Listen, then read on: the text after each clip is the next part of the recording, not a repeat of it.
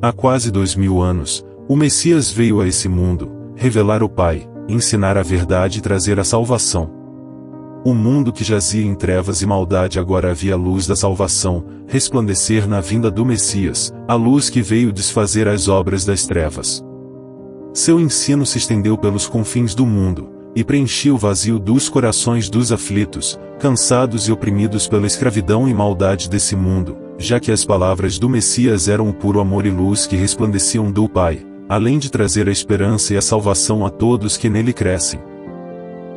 A verdade, porém, foi duramente perseguida pelas hostes da maldade, mas por mais que a palavra do Messias fosse perseguida, ela sempre produzia frutos, os verdadeiros filhos do Pai, os quais permaneciam na fé até o fim, pois estavam cheios do Espírito do Pai.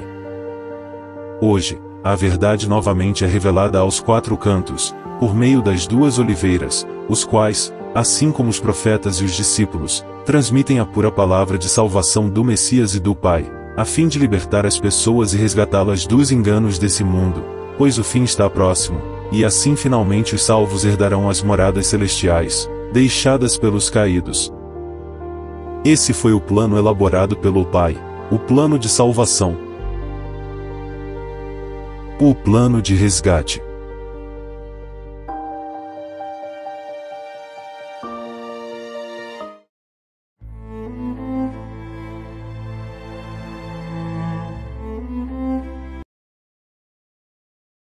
No princípio era o Verbo, e o Verbo estava com o Pai, e o Verbo era o Pai. Ele estava no princípio com o Pai. Todas as coisas foram feitas por ele, e sem ele nada do que foi feito se fez. Nele estava a vida, e a vida era a luz dos homens. E a luz resplandece nas trevas, e as trevas não a compreenderam. No princípio o Pai estava só em seu reino, até que ele decide ter filhos, formar uma família. Foi então que pegando o pó da terra começa a molda um ser, a sua imagem e semelhança, e soprando em suas narinas o sopro de vida dá vida a ele. Assim nasce seu primeiro filho, o Messias. O Pai então conta a seu filho seu plano de criar uma família, bem como um reino eterno, uma morada para todos os seus filhos, os quais viveriam durante toda a eternidade ao seu lado, em plena felicidade, companhia, amor e união.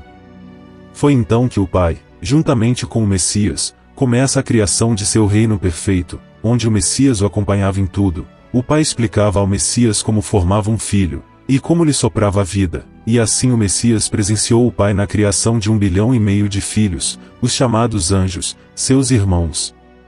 Diferente do que o mundo ensina, os anjos não são seres dotados de asas, mas são seres semelhantes a homens, assim como o ser humano, a imagem e semelhança do Pai. Além disso não possuem órgãos internos e sexuais, e nem sangue, já que são seres perfeitos, sem as limitações do corpo humano. Também não existe classes como serafins, arcanjos, querubins, ou demais hierarquias entre eles, pois são todos irmãos, como uma família, em um reino justo e igualitário. Portanto não existem hierarquias e superioridade no reino. Isso foi criado aqui neste mundo, por meio dos caídos, já que eles disputam poder entre si, se colocando uns sobre os outros, e assim criaram hierarquias entre eles, de modo que o mais forte comanda os mais fracos. O segundo anjo a ser criado foi Israel, seguido de 2 anjos que viriam a ser as 2 testemunhas, e assim por diante. Um por um o Pai criou e deu a vida a 1,5 bilhão de filhos, cada um com suas próprias características, personalidade e livre-arbítrio. Após criar seus filhos, o Pai entrega a cada um deles uma casa, uma habitação, a qual foi previamente preparada por ele e pelo Messias, e determina a todos que explorem o reino, conheçam suas maravilhas, seus animais, plantas, frutos, etc., pois tudo havia sido criado para eles. Todos então foram explorar o reino, à exceção de 2, que ficaram ao lado do Messias, seu irmão mais velho. Nascia ali uma profunda amizade entre os 3, de modo que não se separavam, mas compartilhavam da companhia um do outro, como verdadeiros amigos. Os anjos eram como crianças, sem conhecimentos de maldade, totalmente inocentes, e estavam experimentando todas as maravilhas criadas pelo Pai no reino dado a eles.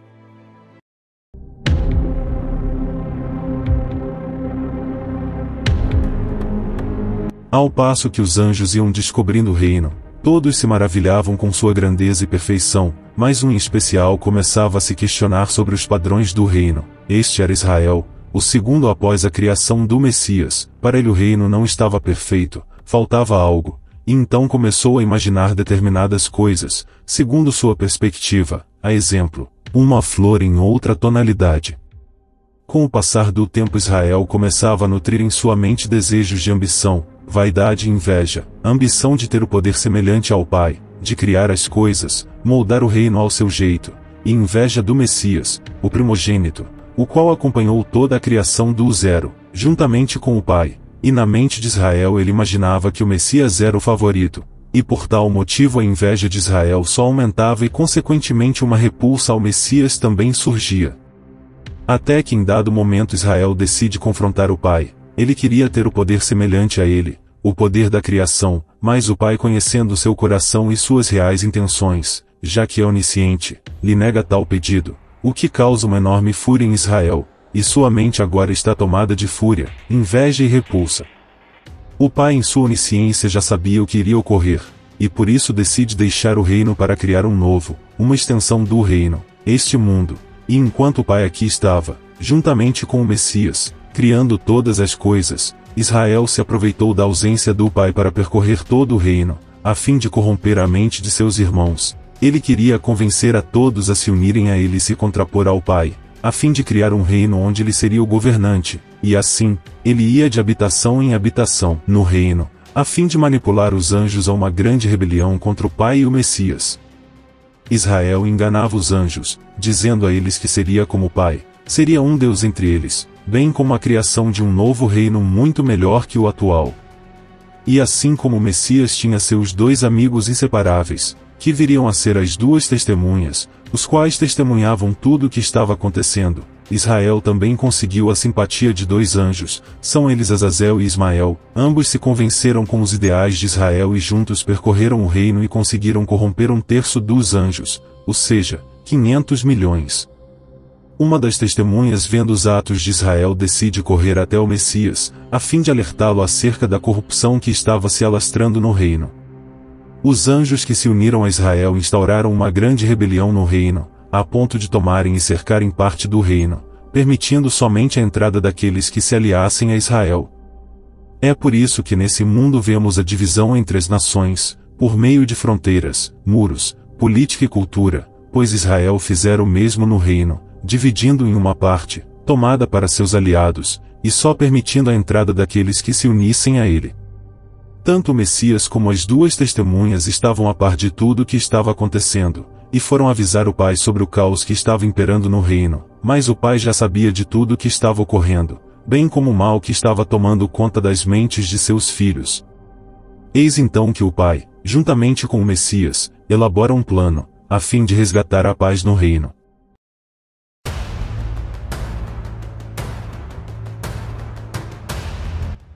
Este mundo já estava quase finalizado e seu plano era retirar todos os rebeldes para este mundo, para que novamente a paz pudesse retornar ao reino. Este mundo foi formado abaixo das águas primordiais do reino, como no fundo do oceano, onde o Pai separou as águas da terra, através do firmamento, uma barreira que separaria o reino deste mundo, como também prenderia os caídos aqui. Podemos ver muitas referências a esta barreira em mídias, bem como as tentativas dos caídos de atravessarem essa barreira e assim terem acesso ao reino.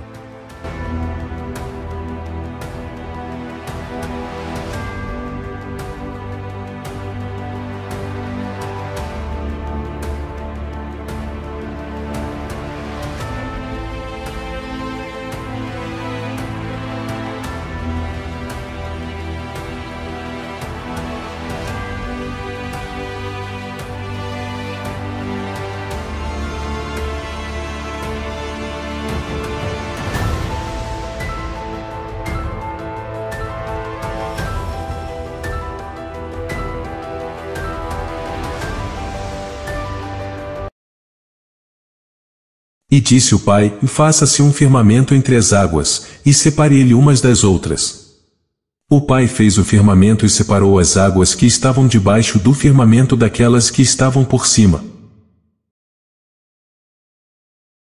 O pai, sabendo que a situação estava insustentável, pois Israel planejava matar o Messias e tomar todo o reino à força, ele então autoriza o Messias a agir contra os rebeldes, mas deixando a ele e aos demais anjos o aviso para não se tornarem piores do que eles, ou seja, matá-los.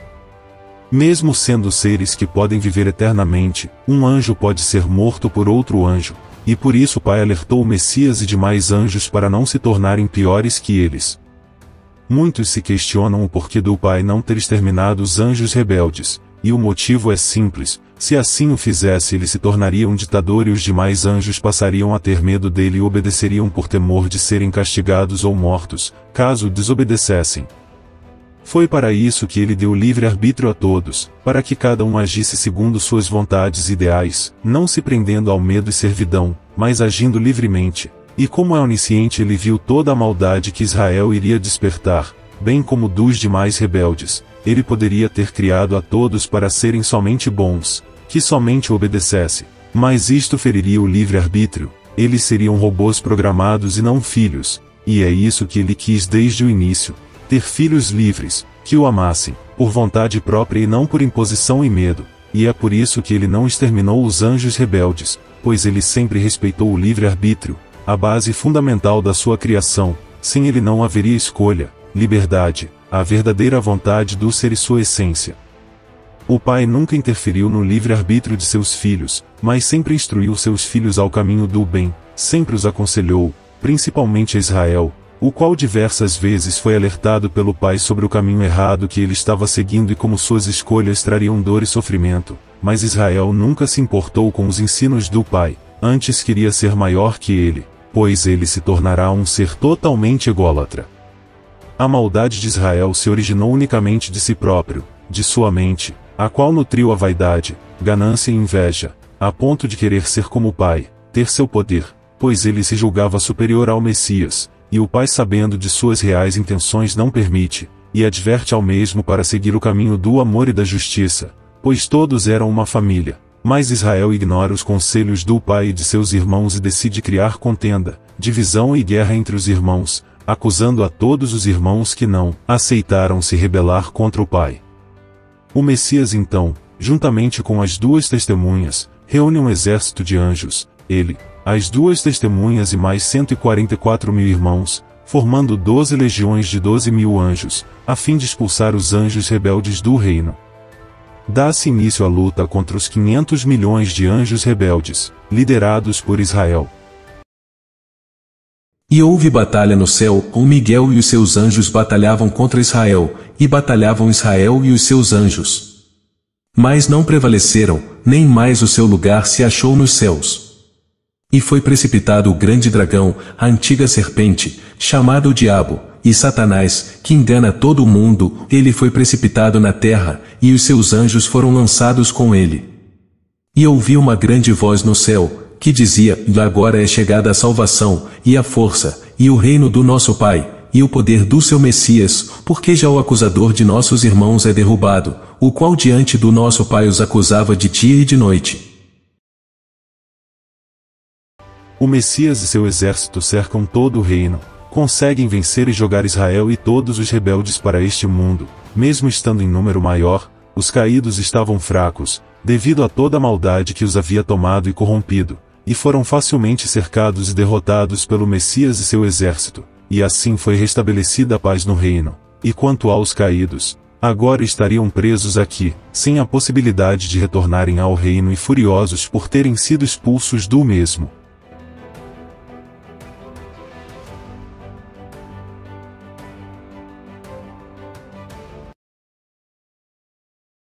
Por isso alegrai-vos, ó céus, e vós que neles habitais. Ai dos que habitam na terra e no mar, porque o diabo desceu a vós, e tem grande ira, sabendo que já tem pouco tempo. Mas mesmo com a vitória, um clima de desolação acometeu o reino, isso porque 1/3 de suas moradas ficaram vazias, e era preciso reabitá-las.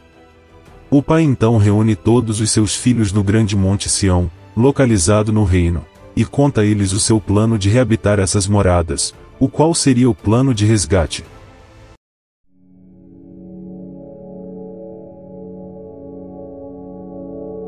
O plano do pai era criar novos filhos, mas isto não poderia ser feito no reino, já que os que ali estavam já tinham conhecimento do que era mal. Eles presenciaram as ações de maldade de Israel e demais anjos, foram seduzidos por eles, mas escolheram segundo seu livre-arbítrio a seguir o caminho do amor, obedecendo o pai e se mantendo como irmãos. Ao passo que os rebeldes escolheram o caminho da maldade, serem soberbos, dominantes e gananciosos, desobedecendo o pai e se separando da família e querendo tomar o reino à força. Então, se o pai criasse novos anjos no reino, como os mesmos seriam inocentes, poderiam se corromper ao verem os caídos aqui neste mundo, e isto geraria dúvidas e questionamentos em suas mentes, do porquê eles foram expulsos, se o intuito deles era certo, etc., o que geraria mais rebeldia em um ciclo sem fim. É por isso que o pai decide criá-lo aqui, neste mundo. Então ele, acompanhado pelo Messias, cria Adão, o último anjo, formado do pó da terra e animado com o sopro de vida do pai, o qual, semelhante aos seus irmãos, era um ser de corpo perfeito, imortal, glorificado, e lhe entrega o Éden, uma extensão do reino, com todos os animais para sua companhia, frutos para se deleitar e demais maravilhas presentes no reino. E disse o pai: façamos o homem à nossa imagem, conforme a nossa semelhança.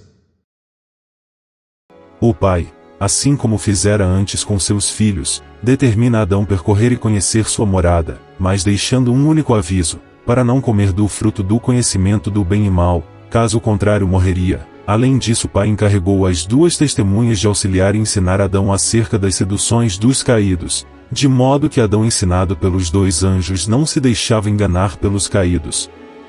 Tanto o pai como o Messias, as duas testemunhas e demais anjos sempre viam conversar com Adão, e sempre o alertavam para não se deixar seduzir pelos caídos que aqui estavam, pois estes sempre viam seduzir Adão a desobedecer ao pai, assim como fizeram no reino.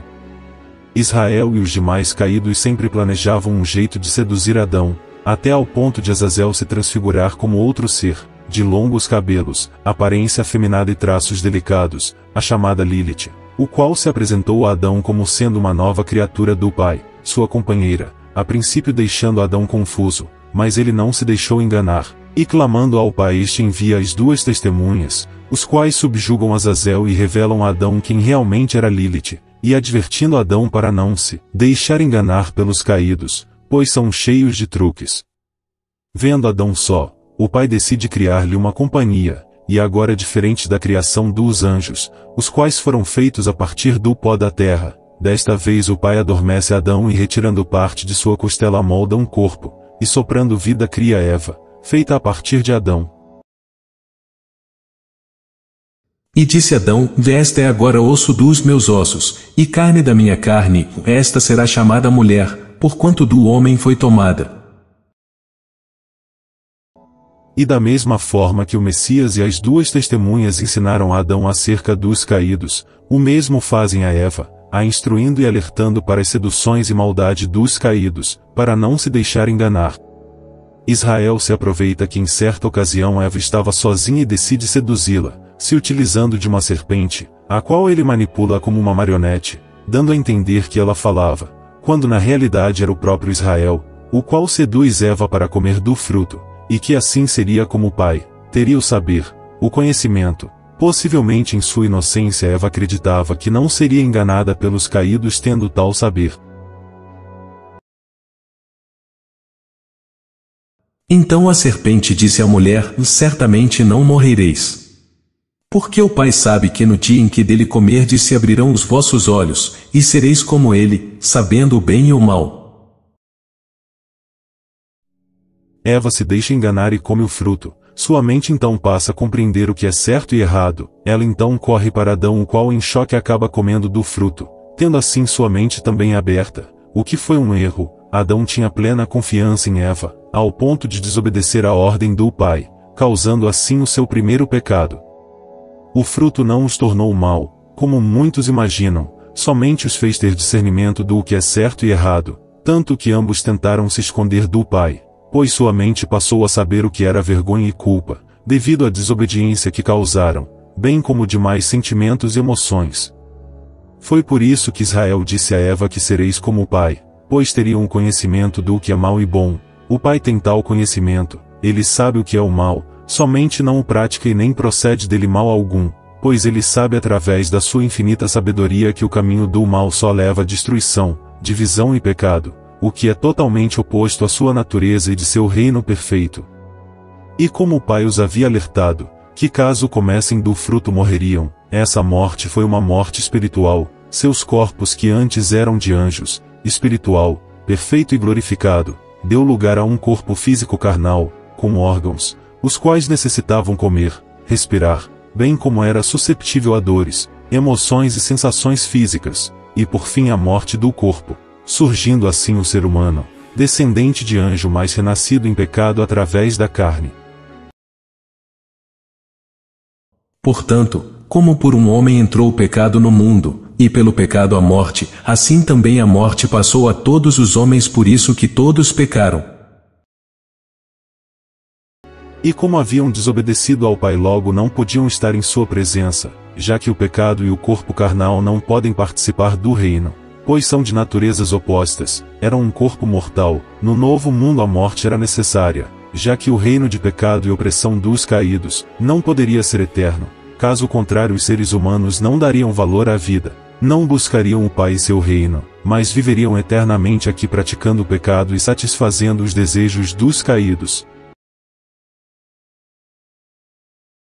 Eis que o homem é como um de nós, sabendo o bem e o mal, o ora, para que não estenda a sua mão, e tome também da árvore da vida, e coma e viva eternamente. O Éden foi tomado, e não puderam mais ver os anjos, o Messias e nem o Pai, pois agora sua natureza era totalmente oposta, ficando preso com os demais caídos nessa dimensão material e restando apenas a comunicação com o Pai somente pelo entendimento. O mundo que antes era perfeito agora se tornou um mundo físico e carnal, tudo se modificou, tudo passou a ser físico, as plantas, animais, frutos, bem como o surgimento da noite, o frio, calor, dor, sensações, etc. E todo este mundo agora material foi entregue a Israel e seus anjos durante 6.000 anos, para que pudesse criar seu tão sonhado reino, o qual não pôde ser concretizado no reino celestial. Israel e os demais anjos festejaram a vitória que tiveram, pois haviam conseguido enganar Adão e Eva, os levando a desobedecerem ao Pai, assim como fizeram no reino com os caídos rebeldes. Tamanha foi a comemoração que todos os caídos fizeram um enorme bacanal, e como tinham desprezo pela criação do Pai, eles mataram vários animais, pois sentiam prazer ao ver sangue derramado, bem como vidas sendo tiradas, assim quando viram Adão e Eva perdendo toda a sua glória e se tornando seres inferiores. Azazel despedaça vários animais, e se cobre com eles, coloca uma cabeça de bode, pernas, se tornando uma figura grotesca. Esta figura ficou conhecida como Bafomede, que é o próprio Azazel quando se ornou com pedaços de animais. O novo reino despertava o fascínio de Israel, a sensação de poder matar os animais, derramar sangue, o sofrimento, a dor, e até pelos órgãos sexuais, que tantos animais, Adão e Eva passaram a ter, cativou a mente perversa de Israel, tanto que o mesmo simulou o ato sexual com Azazel, através de um tipo de obelisco, uma forma de zombar do método de procriação. Veja que há muita representação de obeliscos em diversas culturas antigas. É por isso que vemos monumentos de obeliscos em praças e grandes cidades. Perceba também que tais obeliscos têm em sua base um formato oval, simbolizando a vulva feminina, remetendo os dois ao ato sexual, o falo dentro da vulva, representando o bacanal realizado pelos caídos, ao nascimento do ser carnal, ser este que seria refém do pecado e dos caídos, já que este mundo agora era propriedade dos mesmos. Este bacanal realizado pelos caídos é que deu origem ao carnaval moderno. Note que as fantasias ornadas com penas, e remetendo a animais e monstros faz referência às fantasias de animais mortos usados pelos caídos, bem como as bestas que se transformaram, além é claro de toda a sexualização contida no carnaval, remetendo à fornicação realizada pelos caídos durante o bacanal, a festa da carne, para comemorar a morte do ser perfeito para o renascimento do ser carnal e mortal.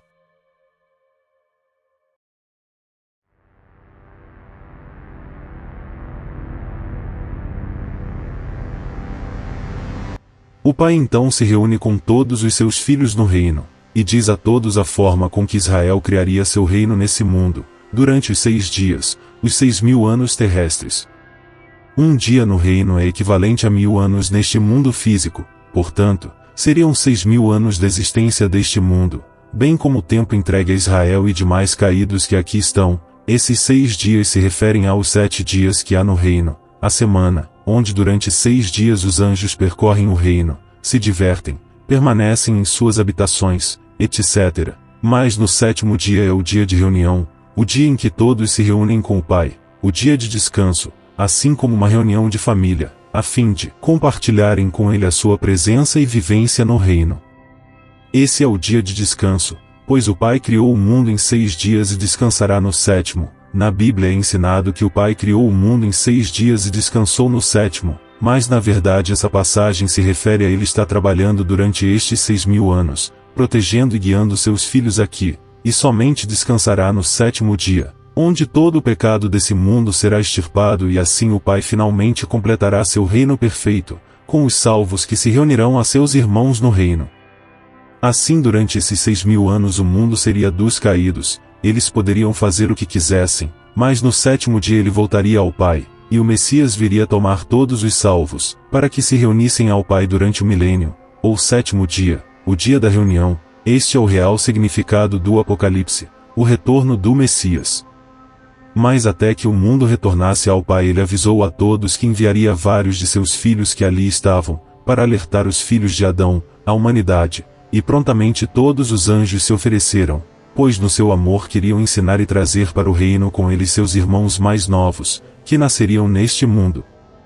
Dá-se início então ao plano de resgate, o plano para resgatar os irmãos mais novos, para habitar as moradas vazias no reino. E como no início Israel e seus anjos seduziram todos os anjos e Adão para desobedecer ao Pai a seguir o caminho da perdição, agora são os anjos do Pai que irão ensinar à humanidade o caminho do Pai, a salvação. E durante esses 6.000 anos o Pai enviaria 24 profetas, o Messias, os discípulos, as 2 testemunhas e os 144.000, todos anjos escolhidos que viriam a esse mundo como seres humanos, nascidos de mulher, para ensinar a verdade à humanidade. E ao fim desses 6.000 anos o Messias retornará para levar todos os que renegaram aos ideais dos caídos e aceitaram o Pai, completando assim os 500 milhões de salvos, para herdarem as moradas vazias deixadas pelos rebeldes. A partir da desobediência de Adão todo este mundo passou a ser um mundo físico e carnal, em dimensão oposta ao reino espiritual do Pai, e tudo aqui foi entregue a Israel e demais caídos, portanto, tudo pertence a eles, até o ser humano, assim como ele mesmo afirmou ao Messias quando esteve no deserto e foi tentado por ele, oferecendo todos os reinos e poderio deste mundo em troca de adorá-lo. E o diabo, levando-o a um alto monte, mostrou-lhe num momento de tempo todos os reinos do mundo. E disse-lhe o diabo: dar-te-ei a ti todo este poder e a sua glória, porque a mim me foi entregue, e dou-o a quem quero. O império que Israel sonhava em construir no reino, se colocando no lugar do Pai, ele o fará aqui neste mundo. Foi para este propósito que o Pai havia criado este mundo, pois sabia que parte dos anjos se rebelaria, almejaria poder e sobrepujar os demais irmãos. E como não podia eliminá-los, ele os expulsou para este mundo, para que aqui construíssem seu reino e assim os demais anjos, bem como os salvos, pudessem testemunhar os reais intentos da mente perversa dos rebeldes, bem como suas ações de pecado e morte. Se o Pai tivesse eliminado os rebeldes se tornaria um tirano, ferindo o livre-arbítrio, seus filhos teriam temor por ele, e isso vai contra seus princípios, então era preciso permitir a desobediência deles nesse mundo, a fim de servir de testemunho contra seus atos e assim comprovar que somente o caminho do amor do Pai pode criar um reino perfeito e não um reino opressivo, mau e pecador imaginado por Israel. O Pai, sendo detentor de toda a sabedoria, amor e perfeição, havia calculado o plano perfeito para que seu reino subsistisse eternamente em amor, justiça, fraternidade e paz, sem mais nenhum tipo de dúvida ou questionamento, tudo sem imposição ou opressão, mas na livre e espontânea vontade de cada um de seus filhos que o amam. Assim se inicia o plano de resgate. Todo aquele que nascer neste mundo terá a sua livre escolha, o bem, através do Pai, ou o mal através dos caídos, segundo seu livre arbítrio, nascendo como seres inocentes, assim como os anjos no início, mas desta vez como seres carnais, com conhecimento do bem e mal, cabendo a ele escolher qual dos caminhos seguirá. Mas com a promessa do Pai de sempre enviar seus filhos a este mundo, para ensinar, despertar e guiar as pessoas, a fim de herdarem as moradas eternas em seu reino.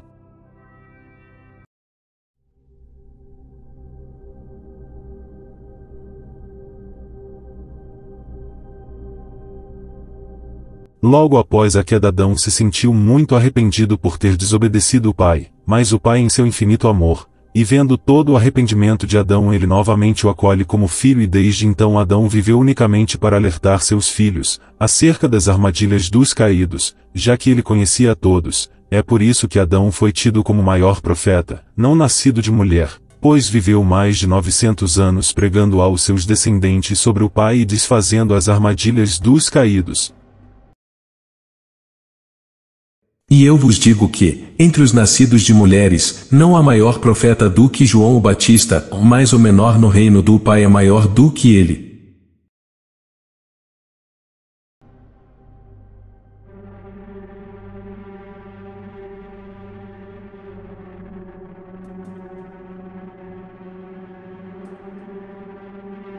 Adão e Eva a princípio tiveram 2 filhos, Caim e Abel, e Adão sempre instruía seus filhos aos ensinamentos do Pai, mas Caim, assim como Israel, que nutria inveja do Messias, também nutria inveja de seu irmão Abel, pois julgava que o mesmo era o preferido, até que certo dia Abel, após sua colheita de frutos da terra, faz um agradecimento ao Pai, pelo alimento que havia colhido. Caim, entretanto, tinha um coração que tendia ao mal. Israel percebe isso e seduz Caim a matar um cordeiro e oferecer ao Pai. E assim Caim o faz, ele toma uma ovelha de seu irmão Abel, a mata e queima, oferecendo ao Pai.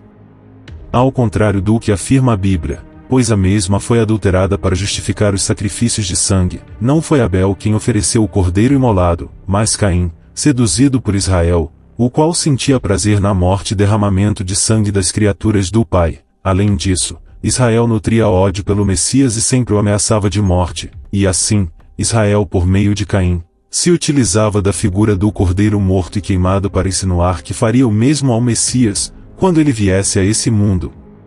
Ou seja, matar e destruir seu corpo.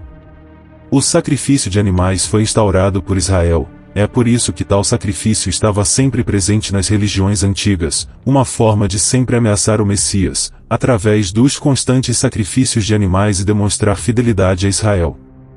A atitude de Caim não era agradável ao Pai, já que a morte dos animais foi introduzida pelos caídos. Além disso, Caim estava sendo seduzido pela maldade de Israel e mesmo sendo alertado por Adão para seguir pelo caminho do Pai, o bem e o amor, bem como se converter de seus maus pensamentos. Caim não ouviu seu pai, assim como Israel, que renegou os ensinos do Pai e se entregou ao mal e pecado, e sentindo ódio pelo Messias a ponto de querer matá-lo, Caim seguiu os mesmos passos e, nutrindo ódio por seu próprio irmão, acabou matando Abel, cometendo o primeiro assassinato, satisfazendo os desejos de Israel, o mesmo desejo que Israel tinha em matar o seu irmão, o Messias. Por que tiraste? E por que descaiu o teu semblante? Se bem fizeres, não é certo que serás aceito? E se não fizeres bem, o pecado jaz à porta.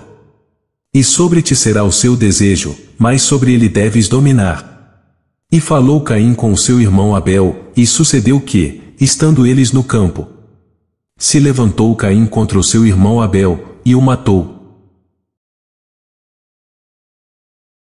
Adão teve vários outros filhos, aos quais sempre instruía aos caminhos do Pai, bem como os alertava a respeito da perversidade e pecado dos caídos. Destes filhos nasceram todos os povos da terra, da mesma forma Caim, o qual, segundo o relato bíblico, recebeu uma marca na carne. Marca está na realidade que não foi dada pelo Pai, mas sim pelo próprio Israel, já que Caim era segundo seu coração, e Israel queria garantir que sua linhagem se multiplicasse. Assim, na mente maligna de Israel, ele pensava que, como o Pai tem seus filhos escolhidos, assim ele também teria seu povo escolhido, mas que, diferente dos filhos do Pai que seguem pelo caminho do amor e luz, os seus seguiriam pelo caminho da maldade e pecado, assim como Caim. Os filhos de Adão foram se multiplicando, dando origem às primeiras civilizações e povos sobre a terra, dando início então o reino de escravidão e pecado de Israel e seus anjos. O inimigo ia permitir que vocês ocupassem nossos lugares vagos no reino dele. A criação de vocês foi um grande tapa na nossa cara. Mas meu mestre também compreendeu que se ele pudesse fazer o homem desobedecer o Criador, então o destino dele espelharia o nosso. E vocês não decepcionaram. Então apareceu o joelho no meio do trigo. Naquele momento o espírito se tornou matéria, a carne se tornou um receptáculo. A vontade própria e a busca pelo eu começaram a desejar o pecado e a impureza. E o homem, criado para ser rei sobre a natureza, tornou-se um escravo, um mestre, conquistado e acorrentado. E o pecado trouxe a ele e seus descendentes até nós. E aí começamos nossa missão eterna: destruir vocês. Ele fez vocês à imagem dele.